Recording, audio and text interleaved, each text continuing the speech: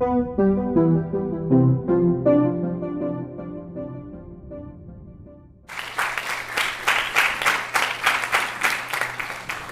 everybody. Thank you for having me. When I was an investigative reporter for the New York Times in 2012, I actually was a sports writer, but I started hearing voices. One of them said, "I got a 95 on the paper. It just solidified the drug use for me and made it seem completely okay. I would say things to myself like, it actually made me better. I actually need it. I need Adderall for school." And then there was the next one. When people take tests, it's always, who am I getting Adderall from? They're always looking for it. That was somebody who was dealing Adderall. Then, right before everybody took the PSATs, a bunch of kids went to the bathroom to snort their Addies. These are high school kids. That was a kid from Lower Merion High School, not unlike this one. And then the next one, they're the A students, sometimes the B students who are trying to get good grades. They're the quote-unquote good kids, basically. These are the voices that were coming to me from kids just like you, 15, 16, 17-year-old kids who were taking ADHD medications, amphetamines, Adderall, Concerta, we'll get into that later, in order to focus more for school, to deal with the demands that we are placing on high school students today, many of which are untenable. The 8 APs, you have to have community service, you have to have sports, you have to have band or chorus, you have to do all these things, and there are just so many hours in the week. And some kids, not all by any means, and it varies, but studies show that 10% of high school kids in the United States will use Adderall in order to stay up later, focus more, think they're performing better on tests. Now it's 10% nationally, but at schools, high-pressure schools like in Westchester County and other private high schools, it's almost certainly more and has been shown to be more, to the point where 10% of high school students across the United States are using Adderall for school because of academic pressure. And at schools like this, and I'm not saying this specific school, but schools like this, Westchester County, nationally, it's almost certainly more. It varies, but it's almost certainly more. To the point where it becomes a little bit of a joke, where someone like Stephen Colbert feels, he does a whole segment on how this is happening. So even the guy who popularized, who discovered how the use of Ritalin, Adderall, stimulant medications for what we now call ADHD, this is the guy who discovered it, looks back and says, it has become a national disaster of dangerous proportions. So, how did I get into this? Well, I was just like you. I was a math geek at Scarsdale High School, just down the road here. This is me actually on the Scarsdale High School math team. I am still a proud card-carrying math geek. And I became a sports writer, though, of all things, mainly a baseball writer, but then I got involved, came up with the whole NFL concussion issue, which obviously everyone has heard of since. And I wrote a ton of articles about that. But I still was haunted by the voices that I would hear from time to time from kids saying that they're taking amphetamines to deal with academic pressure. And dangerous drugs, by the way. And we're going to get into that in a minute, where these voices were just, I couldn't let go. And so I left the sports department in order to focus on what very few adults, but this adult at Lower Merion High School did understand. Okay? He said, it's time for a serious wake-up call. We need to better understand the pressures and temptations, and ultimately we need to embrace new definitions of student success. For many families and communities, that's simply not happening. So I actually ended up writing a book on this phenomenon that came out last year, but I want to talk about a specific area of the mishandling of ADHD in this country. And that's young people like you misusing these otherwise dangerous medications in order to accede to the adults' expectations of you. So, a couple of ground rules. First of all, ADHD exists. We're not here to debate it, okay? And we also know that if you have the inattention, impulsivity, and hyperactivity issues, that it is a bad thing, that it's something that can hold you back academically, socially, and ultimately professionally. And it's very important that, frankly, if using Adderall or Concerta or Vyvanse, I guarantee you at least 8 or 10 or more folks here are taking those medications as prescribed, God bless you, okay? They can help, and they're not inherently evil. But the thing is that ADHD right now is being diagnosed in far more children than even the American Psychiatric Association says should be. They say it should be about 5%, okay? 15% of kids in high schools have been diagnosed with ADHD, which means there's a lot of pills flying around, many of which get taken properly, many of which don't. So what are we talking about? We're talking about Adderall, also known as Addies, Ritalin, Vyvanse, Concerta, Focalin. They're often called study drugs. They're called smart drugs, which is a misnomer. It does not make you smarter, okay? We're going to get into that. It floods your brain with dopamine. You can feel good. By the way, this is not an advertisement to use this stuff, but let's acknowledge what it does, because that's why people are doing it, all right? It often gives you a feeling, it can give you a feeling of euphoria, but more importantly, it can give you energy, it can give you focus, it can make you persist through tedious tasks like, a book full of math problems or doing a term paper, okay? You're late on a term paper and you got to crank it out overnight.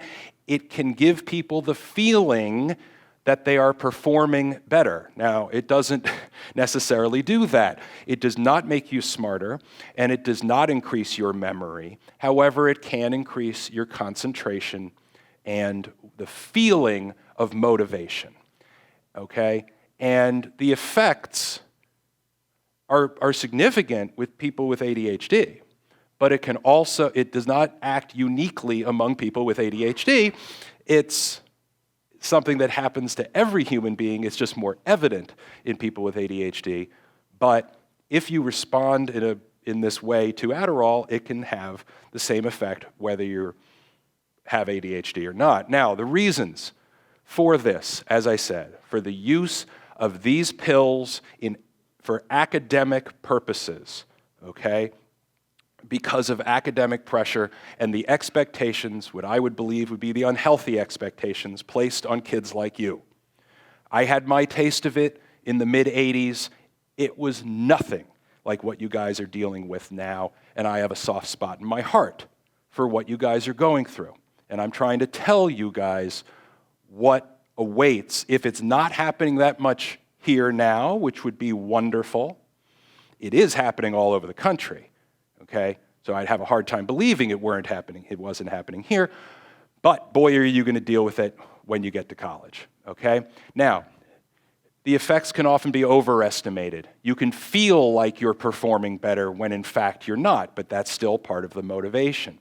There's also the issue that some kids feel like, well, the kid next to me is doing it, and I want to finish higher in the class than him, and so I need to do it too. So people who would not normally be drawn to misusing substances, okay, might be drawn to this, okay?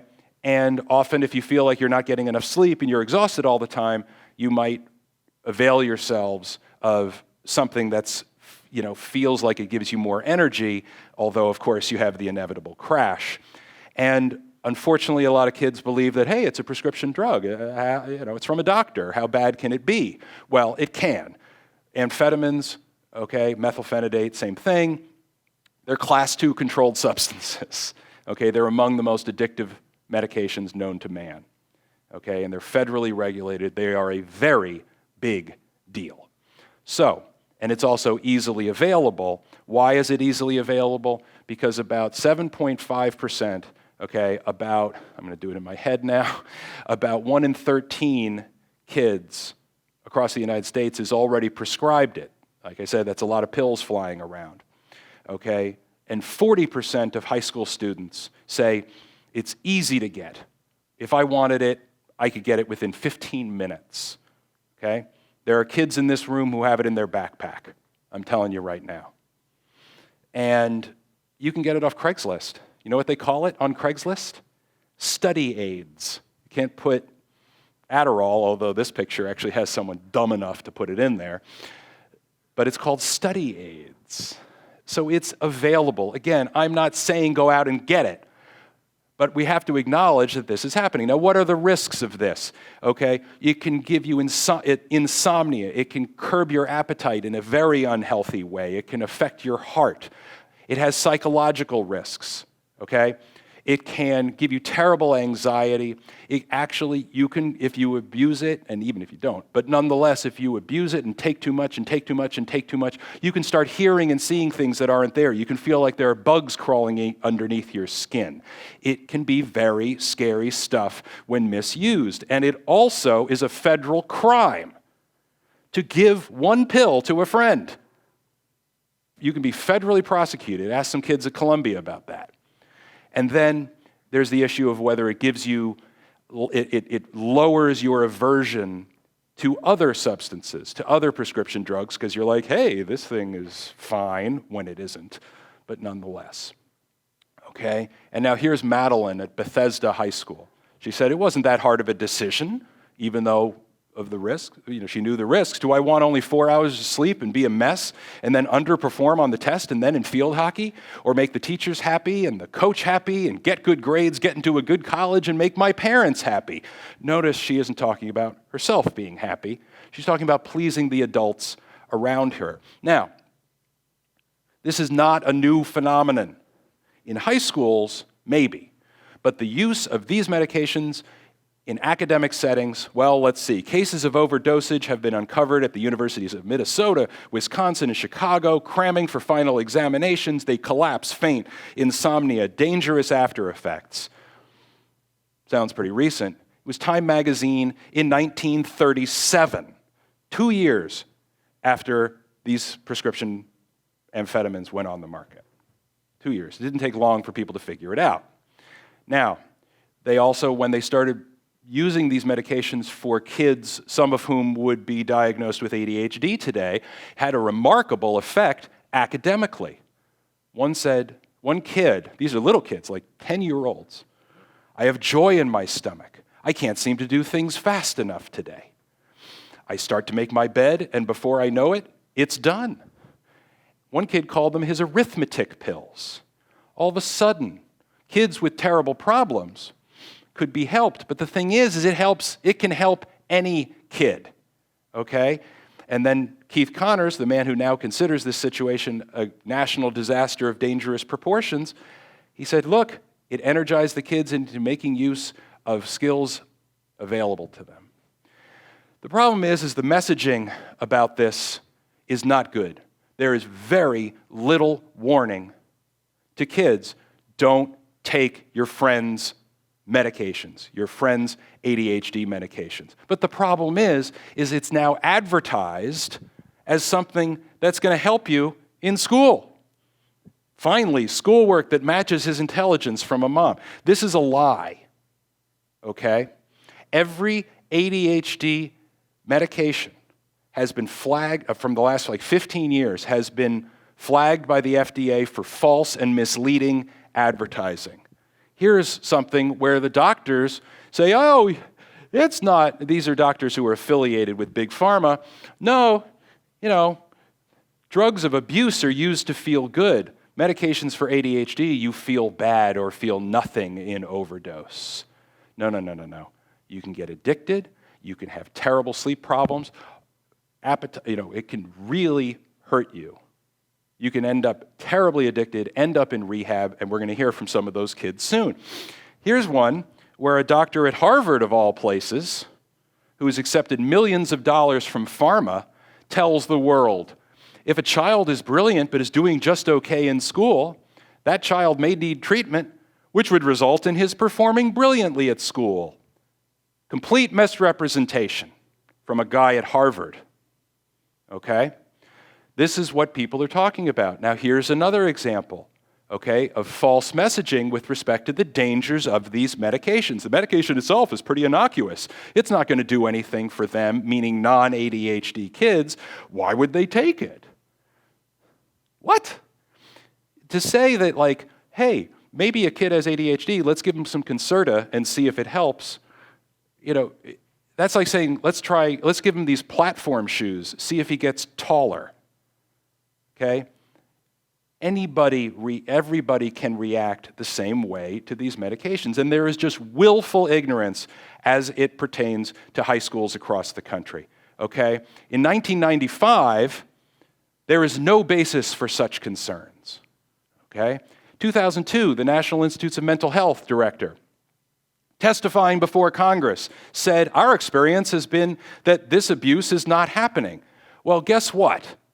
I knew it had been happening because when I was exactly your age, I watched NBC on Thursday nights and watched Family Ties, who here knows that Family Ties? Oh man, you guys gotta watch it. Great show. Anyway, where Michael J. Fox was the overperforming high school kid, was totally bent on getting into Harvard, as you'll see, and he would do anything to get into Harvard. And so what he did is he got what was then basically Adderall. Let's see what happens. Okay, the correct answer is, I believe, the Treaty of Westphalia, and if I'm not mistaken, the year was 1648. Ah! Right again. This is child's play. Let's face it, I am flawlessly prepared for this exam. After tomorrow, I can just pick my school. Harvard. Yeah, I think I'll go to Harvard. See, these are all of them in the garbage. Gone. I've taken my last one. That is not the point, Alex. You shouldn't have been taking them in the first place, no matter how much you had to do.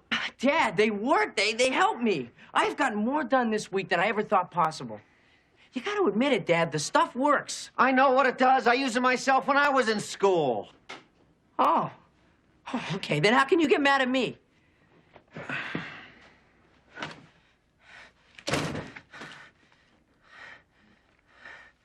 I never oversleep. Never, never. I have one of those internal clock radios. I had that scholarship in the bag. I blew it. Speed is like that, Alex. It'll keep you up for a while, but when you crash hard. I thought I could handle it. That was 1983, and yet people still wonder. People are like, what? I didn't know this happened in high schools. Okay? Well, guess what? If it's not happening here, you're going to be hit square in the face with it in college. I'm telling you right now. Okay? Here's a Today Show segment that I helped with last September where they talked to kids at Boston College. The majority of the people that I know are taking it everywhere. Personally, in my social circle, it's literally everyone. Everyone. Every single person. You can go up to the second floor of the library and see, a full wing of people just cracked out. I mean, are people like doing lines of Adderall in the library? Yes. Yeah.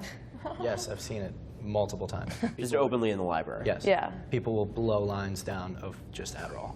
In the library. In the library. All right? Now, it's almost become a joke. Snorting amphetamines has almost become a joke because nobody is educating you. There are a lot of good kids here, kids who would not otherwise misuse substances. They wouldn't smoke pot. They wouldn't drink alcohol. They wouldn't mess with other mind-altering substances. But here there's the feeling that it's just going to help me in school, so what the heck? Again, the effects of this stuff have been wildly overplayed, and some might even accuse me of doing it now. But the temptation is there. and the phenomenon is there. There's another one. These are T-shirts. To the point where students now advocate the use of these things. The Miami hurricane, okay, had a kid who just openly said, kids, do it. Hey, what the hell? It's not going to hurt you. And how did the university respond? The publication does not represent the views and opinions of the university's trustees, faculty, or administration. That was their response in an educational setting. People are asleep at the switch when it comes to this problem, because kids feel like they have to become what their parents and what the adults around them want them to become. Instead of themselves, they feel like, I have to get into a certain school. I have to perform this way. I have to take 8 APs. And striving is fine, okay? Here's a kid from McLean High School in Virginia. No one seems to think that it's a real thing, adults on the outside looking in. The other kids in rehab with me didn't think we were addicts because Adderall isn't a real drug. It's so underestimated. This was a kid who started taking so much that his heart just about beat out of his chest and he was run to the emergency room, okay? Emergency room visits because of amphetamine overdose have tripled in about the last 10 years. Tripled. This is serious stuff. You know, the thing is that as much as I've tried to educate / scare you here, the reason this is an issue and the reason you haven't been told that this is a dangerous activity is because, believe it or not, Adderall abuse is not dangerous enough. If it were to the point where kids were ODing and dying, we would know already. Everyone would know. But this is a silent problem because when the kids get into trouble, they get in trouble with other substances. Or sometimes it doesn't seem to hurt them. But it is unbelievably dangerous. And we need to understand the motivations to the point where kids will just go to their doctors and say, if you don't give me the prescription, I'll just get it from kids at school. And we're not doing enough to tell kids, because they can get away with it. They can get away with it. There's no way you'd notice. This is a kid at Ardsley High School talking to his mom. Okay, I was there. He said, there's no way you'd notice. That's why so many kids are doing it. I could say I'm going out for a run, call someone I know who does it, get some pills from them, come home and work, just do it. You'd just be glad that I was studying hard. And so these are the voices. I'm trying to tell you that, some people will accuse me now of advertising, as I've said, the use of these things. I'm not. I think we have to acknowledge that this is an issue, a serious issue, in high schools, particularly high-pressure high schools like the one I went to, like the one you're at, and like many across the country where kids are so hyper-motivated to do anything they can, up to and including blowing lines of Adderall before the SATs. These are the voices. I wanted you to hear them. What can we do about this? We have to acknowledge the situation. We should not denigrate ADHD or the pills. I don't blame the pills for human beings' misuse of them. The pills are actually quite good for people who choose to take them for their appropriately diagnosed ADHD. And that's great, not unlike how OxyContin can be very good for people in serious pain. However, for people not in serious pain, it's unbelievably dangerous to mess with. Okay? We have to educate guys like you and educate your parents so that they can pick up on signs that their kid is so stressed out that he's taking amphetamines to deal with it. Okay? You can't, the parents, frankly, have to be ready for a kid who's 16 or 17. He's like, I can't really concentrate. I might have ADHD. You bring him to the doctor just diagnoses you and prescribes you. Parents need to be on the lookout for that, okay? And then for a kid who's appropriately diagnosed and has a prescription, you have to make sure that the kid, particularly a high school kid, does not control the medication, does not take it to school, And when it's at home, this is even if a kid isn't misusing it, you got to lock it up.